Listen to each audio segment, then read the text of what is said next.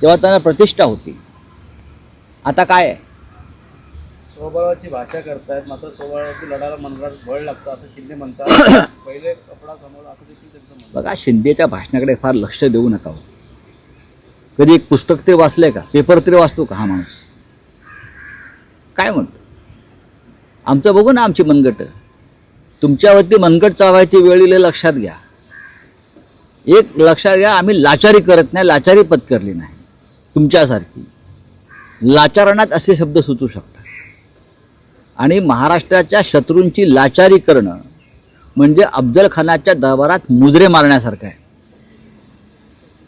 महाराष्ट्राचे शत्रू आहेत अमित शहा आणि नरेंद्र मोदी, त्यांची लाचारी पत्करणं म्हणजे इतिहास काळामध्ये औरंगजेब अफजल खानाच्या दरबारात जाऊन मुजरे झाडणं हे काम हे करतायत. ते त्याने इमान इतबारे करत राहावं.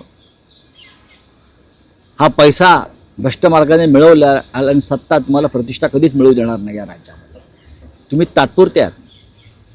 ज्यांनी तुम्हाला आज ही पदं दिली आहेत तेच तुमची पदं काढून घेतील आणि तुमच्यातलेच लोक त्या